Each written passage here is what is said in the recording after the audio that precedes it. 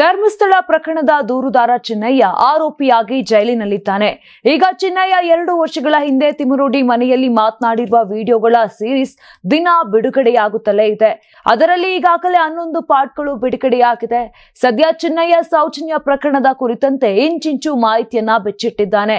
ಸೌಜನ್ಯ ಹೋರಾಟಕ್ಕೆ ಮತ್ತಷ್ಟು ಬಲ ಸಿಗಲಿದೆ ಎಂದು ಹೇಳಲಾಗಿದೆ. 2023ರ ಆಗಸ್ಟ್ನಲ್ಲಿ ಈ ವಿಡಿಯೋ ಮಾಡಲಾಗಿದೆ. ತಿಮರೋಡಿ ಮನೆಗೆ ಮೊದಲ ಬಾರಿ ಭೇಟಿ ನೀಡಿದ್ದ ಚಿನ್ನಯ್ಯ ಈ ವೇಳೆ ಚಿನ್ನಯ್ಯನ 2ನೇ ಹೆಂಡತಿ ಕೂಡ ಇದ್ದರು. ರಿಲೀಸ್ ಆಗಿರುವ 9ನೇ ಪಾರ್ಟ್ ವಿಡಿಯೋದಲ್ಲಿ ವೇಲಿನಿಂದ ರವಿ ಪೂಜಾರಿಯನ್ನ ನೇತು ಹಾಕಿ ಕೊಂದಿದ್ದಾರೆ. ಪೊಲೀಸರು ಬರುವ ಮೊದಲೇ ರವಿ ಪೂಜಾರಿಯನ್ನ ಇಳಿಸಿದ್ದಾರೆ ಎಂದು ಚಿನ್ನಯ್ಯ ವಿಡಿಯೋದಲ್ಲಿ ಹೇಳಿದ್ದಾನೆ. ನೇತ್ರಾವತಿಯ ನ್ಯಾಚುರೋಪತಿ ಬಳಿ ಒಂದು ಬಸ್ ಸ್ಟಾಪ್ ಇತ್ತು. ಆ ಬಸ್ ಸ್ಟಾಪ್ ನಲ್ಲಿ ಒಂದು ಡೂಮ್ ಸಿಸಿಟಿವಿ ಇತ್ತು. ಅದರಲ್ಲಿ ಸೌಜನ್ಯ ಕೇಸ್ನ ಸಾಕ್ಷಿ ಕೂಡ ಇತ್ತು. ಆ ಬಸ್ ಸ್ಟಾಪ್ ಸಮೇತ ಎತ್ತಿಕೊಂಡು ಹೋಗಿದ್ದಾರೆ.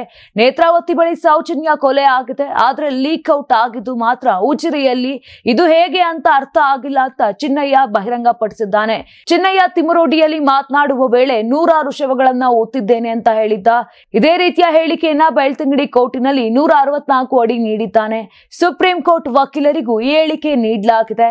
ಆದರೆ ನಂತರದ ವರ್ತನೆಗಳು ಈ ಹೇಳಿಕೆಯ ವಿರುದ್ಧವಾಗಿರೋದ್ರಿಂದ ಆತ ಹೇಳಿದ ಮಾತು ನಿಜವೋ ಸುಳ್ಳು ಎಂಬ ಗೊಂದಲ ಮುಂದುವರೆದಿದೆ. ಚಿನ್ನಯ್ಯ ನೀಡಿದ ವಿಡಿಯೋದಲ್ಲಿ ವಿವರಿಸಿರುವ ಸ್ಥಳಕ್ಕೆ ಬದಲು ಎಸ್ಐಟಿ ಇತರ ಸ್ಥಳಗಳಲ್ಲಿ ಶೋಧ ನಡೆಸಿದ ಆರೋಪ ಕೂಡ ಕೇಳಿ ಬರ್ತಾ ಇದೆ. ಇದರಿಂದ ತನಿಖೆಯ ನಿಖರತೆ ಮೇಲೂ ಪ್ರಶ್ನೆ ಎದ್ದಿದೆ. ಈ ವಿಡಿಯೋ ಸೀರೀಸ್ ಸೌಜನ್ಯ ಹೋರಾಟಗಾರರಿಗೆ ಮತ್ತಷ್ಟು ಉತ್ಸಾಹವನ್ನ ನೀಡಿದೆ. ಪ್ರಕರಣಕ್ಕೆ ಹೊಸ ಬೆಳಕು ಚೆಲ್ಲುತ್ತಿದೆ ಎನ್ನಲಾಗ್ತಿದೆ.